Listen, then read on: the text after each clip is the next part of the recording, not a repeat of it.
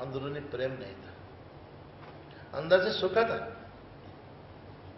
एक दिन सारंग पंडित ने भगवान को आमंत्रण दिया, कल मेरे घर भोजन। ठीक है, मान लिया। अब भगवान अकेले तो नहीं आएंगे, दुनिया के मालिक ईश्वर है, कुछ भक्त साथ होंगे। उसका कर्तव्य था कि भक्तों को भी साथ आमंत्रण दिया जाए, कल भगवान ने मेरी कुटिया में पधारना है, आप भी आइए साथ। भक्तों को कहा नहीं, चला गया। दूसरे दिन जब उसके घर जाने समय आया, भगवान ने कहा आपको तो कोई आमंत्रण नहीं है, मेरे साथ तो आना है, अवसर तो मेरे देखना है। अवसर देखने के लिए किसी के आमंत्रण की जरूरत नहीं होती, परंतु अगर खाना खाना है उसके लिए तो आमंत्रण की बड़ी जरूरत है। कल मेरा खाना खाना, ये कहे बिना खाना खाना भी गलत है। अवसर देखने में कोई अड़चन नहीं।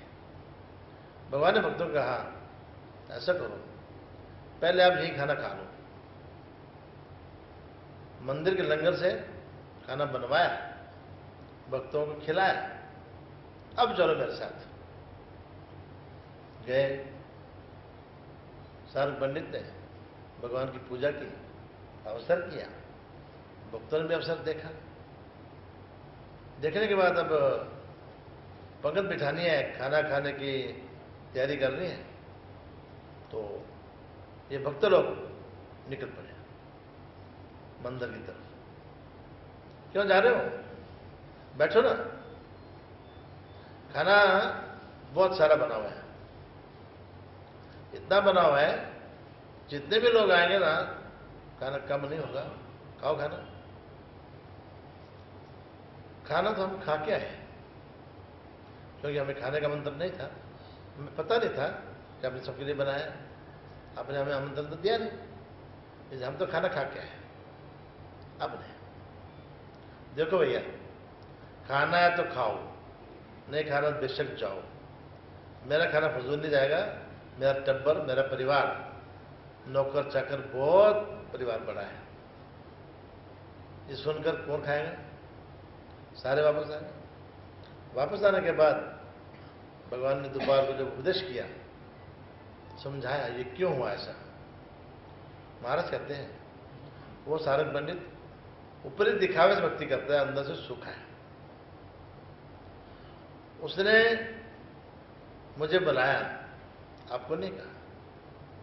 उसकी श्रद्धा मेरे पर ही नहीं है, आप पर कहां से होगी। ईश्वर पर अगर श्रद्धा होगी तो ईश्वर के परिवार पर होगी, मेरे पर ही नहीं है। मुझे उसने खाना खिलाया ना, वो तो केवल दिखावा है। परंतु याद रखना, आज का जो असन्निधान का जो क्रम है वो उल्टा है। ईश्वर के सन्निधान में ईश्वर के प्रति जिसकी श्रद्धा थी, उसी की श्रद्धा ईश्वर के परिवार पर है। आज उल्टा है। क्यों? हम दुर्भाग्य हैं, हमारे सामने ईश्वर नहीं है। आज ये स्थिति है, जिसकी श्रद्धा, जिसका प्रेम स्थान, प्रसाद, वासनिक, भिक्षुक, इन चार साधनों पर होगा, उसी का प्रेम महाराज पर है। आप कहो दिन भर में 50 माला 100 माला फेर लो, परंतु ये साधनों की मुझे जरूरत नहीं है। ना मैं नामधारकों को जानता हूं, ना संत महंतों को जानता हूं, ना मैं स्थान प्रसाद को जानता हूं। उसकी 50 माला 100 माला की भी स्वीकृत नहीं है। ये साधन किसका है? इस असन्निधान में क्रम उल्टा है। जिसका प्रेम ये चार साधनों के प्रति होगा, उसी का प्रेम ईश्वर के प्रति है। तो हमने चार साधनों पर अटूट प्रेम रखना है, जिस प्रेम को कभी भी, जो प्रेम खंडित ना हो, उसमें भंग ना आ पाए। महाराज कहते हैं तुम्ही अच्युत गोत्री गंगा तुम्हा परस्पर परम प्रीति भावेगी। आप अच्युत गोत्र हो, आपका मेरा रिश्ता, आपका नामधर्म का रिश्ता, आपका महात्माओं का रिश्ता इतना अच्युत है अच्युत का मतलब है जहां पतन नहीं, जिस रिश्तेदारी में कभी कोई पतन नहीं होना, जो रिश्तेदारी कभी खंडित नहीं होनी, वो गोत्र है। आपने आपस में एक दूसरे से प्रेम करना है, तो कौन सा? अंदरूनी प्रेम, चोपड़ा फूल के अनुसार प्रेम नहीं, ऊपर से गीला अंदर से सूखा, अंदर भी गीला और ऊपर भी गीला हो, ऐसा प्रेम, तब जाकर ईश्वर मिलता है। तो ये जो अनाधिकार है कठोरता का, जैसे पानी में पड़ा पत्थर, सालों साल पानी में पड़ा है, पत्थर तोड़ा जाए तो सूखा निकलता है अंदर से, इसी तरह सालों साल हो गए गुरुमंत्र लेकर भी, परंतु अगर हमारा प्रेम चार साधनों के प्रति नहीं बढ़ा, ईश्वर के प्रति नहीं बढ़ा, फिर हम सूखे हैं या गीले हैं ये आप ही सोचें। जब तक ऊपर से गीला अंदर सूखा, ये जो अनाधिकार है, जब तक ये नष्ट नहीं होता तब तक ईश्वर का ज्ञान सच्चे रूप में नहीं मिल पाता। तो ये एक अनाधिकार है। अगले दृष्टांत में एक अनाधिकार बताया जा रहा है। जो पुरुष राजसी है, उठते बैठते काम वासनाओं की बातें करता है, मन में भी काम वासना, उसके बोलने में भी काम रूपी शब्द, विकार रूपी शब्द, शारीरिक क्रिया भी, उसके इशारे भी, उसको उठने बैठे तरीका भी, बोलने का तरीका भी, सारा विकार रूपी, सारा काम रूपी, वो भी ईश्वर के ज्ञान का अधिकारी नहीं है। उसके लिए दृष्टांत दिया गया है तन दहिले वावर, मतलब जिस खेत में ज्यादा घास उगी हो, उस खेत में अगर बीज बोया जाएगा तो क्या बीज निकलेगा? पौधे निकलेंगे? उगेंगे पौधे? नहीं। उस खेत को पूरी तरह से साफ करना होगा, पूरा घास निकालना होगा। घास भी कई प्रकार का, कहीं जंगली घास भी उगा होता है, कहीं जंगली पौधे भी उगा होते हैं, कुछ पौधे ऐसे होते हैं जो बिना बीज के भी उगते हैं। कई बार यात्रा पर जाओ ना, सड़क के दोनों किनारे पर एक पौधों की लाइन लगी होती है, उन्हें पानी भी नहीं चाहिए, धूप भी नहीं चाहिए, बरसात भी नहीं चाहिए, तो हरे हरे दिखते हैं। पर तो उसको क्या कहते हैं? बेल होती है, कहते हैं इसका नाम है बेशर्म बेल है। इसका नाम मतलब बेशर्म रखा है, क्योंकि ना तो बीज डाला गया, ना पानी डाला गया, ना धूप ना बरसात, उग जाती है। ऐसे पौधे अगर उस खेत में हों, जंगली पौधे उगे हों, बिना बीज के उगे हों, घास उगी हुई है, तो जब तक वो घास, जब तक वो छोटे मोटे पौधे साफ नहीं किए जाएंगे, पूरा खेत साफ नहीं हो पाएगा, तब तक जितना मर्जी बीज डालो, बीज उगेगा नहीं। इसी तरह जब तक इस जीवात्मा के विकार दोष को नष्ट नहीं किया जाएगा, विकार से अलग नहीं होगा, तब तक ज्ञान का अधिकारी नहीं बन पाएगा।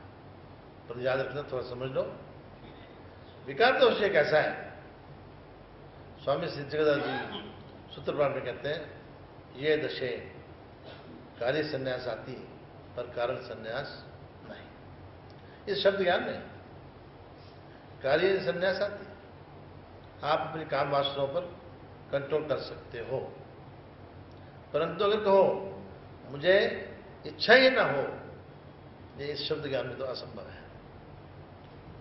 आम के दिन है, आम तो हमने पढ़ा है, खाने की इच्छा हुई पर उस पर कंट्रोल किया, अभी भोग लगना है, भोग लगने दो, बाद में खाया जाएगा, तो प्रेम से देगा तो खा लेंगे।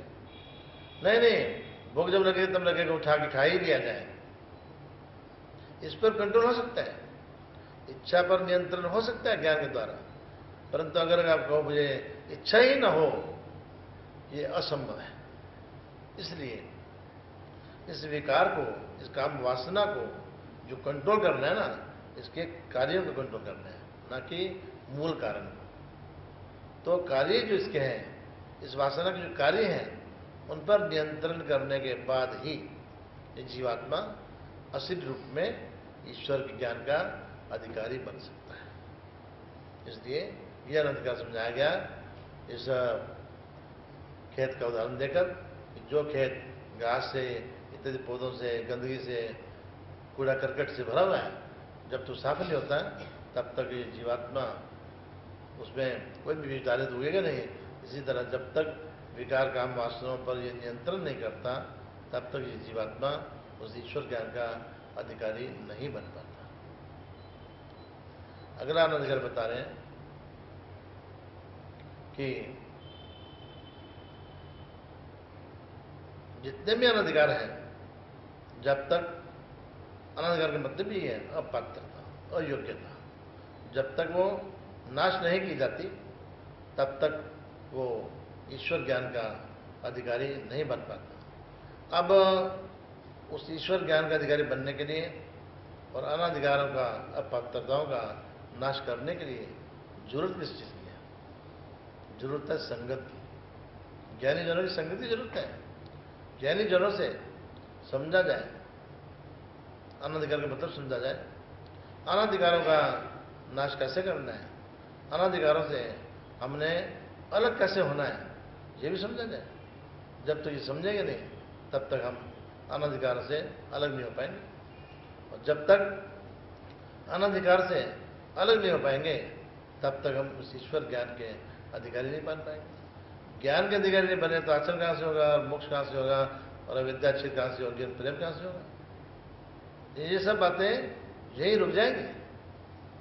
इसलिए हमने इन अनाधिकारों को पहले दूर करना है, अनाधिकारों से, अपात्रताओं से बचना है। तो ये इस दृष्टांत में बताया गया। आपको ये समझाने के लिए सभी अनाधिकार बताए जा रहे हैं कि पहले अनाधिकार दूर करो, पहले अपात्रताएं दूर करो, अयोग्यताएं दूर करो। कम से कम मन से प्रार्थना तो हो, महाराज मेरे अंदर जो अपात्रताएं हैं, मेरे अंदर जो अनाधिकार है, मेरे अंदर जो अयोग्यताएं हैं वो दूर हो जाए महाराज। ये प्रार्थना तो की जाए। अगर हम प्रार्थना ही नहीं करते तो दूर कैसे होती? प्रार्थना के बिना कुछ भी दूर नहीं होता। प्रार्थना से तो लिखित कर्म भी दूर हो जाते हैं। एक उदाहरण याद आ रहा है दायंबा का। दायंबा का अधिकार इतना उत्तम था, भगवान के लिए स्मरण करते समय आंखों में से आंसू टपकते थे। परंतु हर जीवात्मा की दो लाइनें होती हैं, दो चालें होती हैं। आंख के दृष्टि में क्या है? संत सामग्री, असंत सामग्री, पुण्य रूप, पाप रूप। दायंबा के स्मरण भी अच्छा था, वस्तुगणी थे, रोक स्मरण करते थे, परंतु साथ साथ विकल्प की भी चाल थी, विकल्प दोष की भी चाल अच्छी थी, बढ़ी हुई थी। भगवान तो सर्वज्ञ है।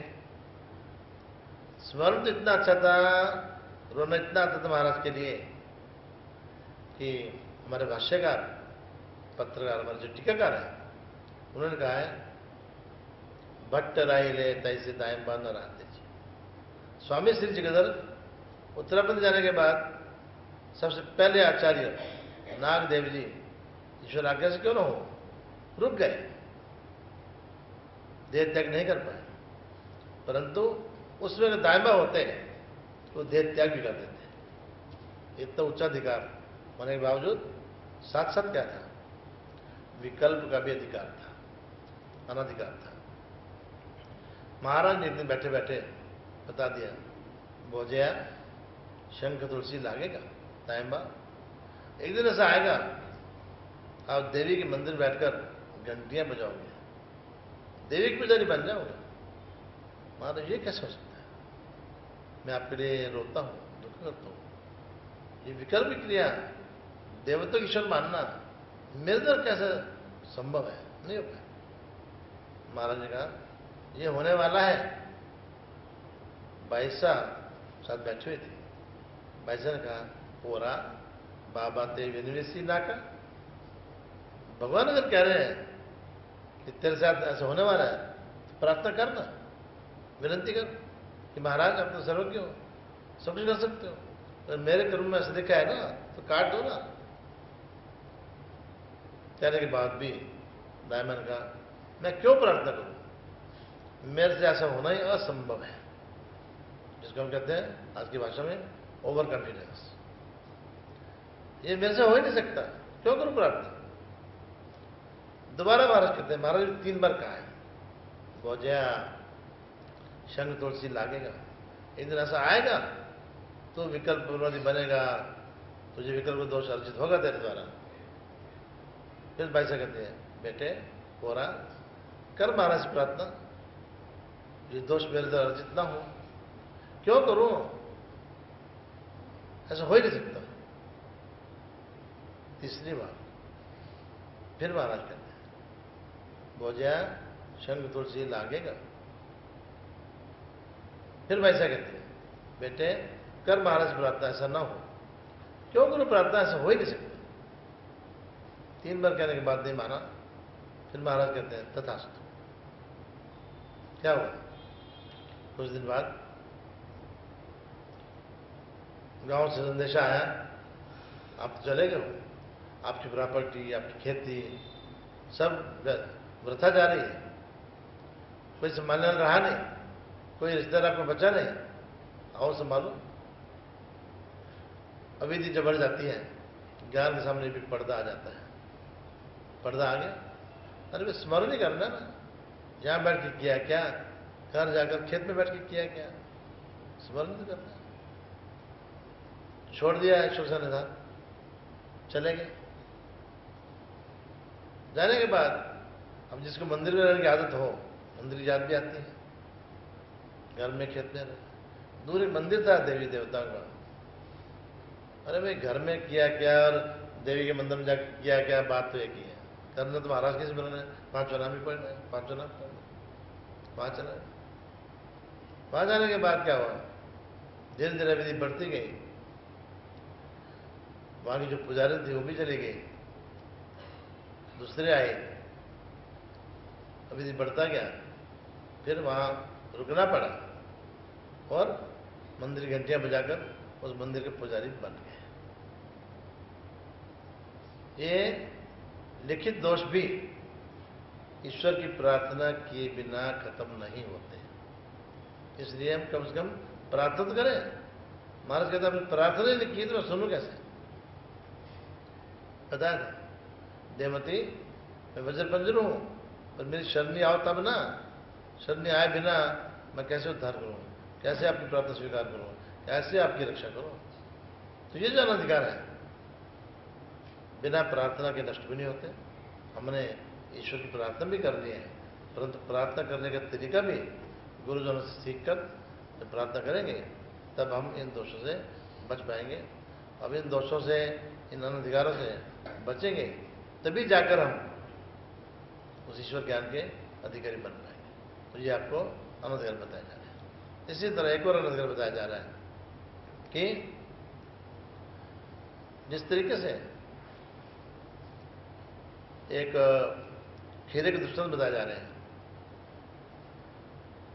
बताया था समाज में, व्यवहार में जो बातें आती हैं उन बातों के अनुसार ही, उन घटनाओं के अनुसार ही ये दृष्टांत समझाए गए हैं कि कौन सा आदमी ईश्वर ज्ञान का अधिकारी हो सकता है और कौन सा आदमी ईश्वर ज्ञान को नहीं पा सकता।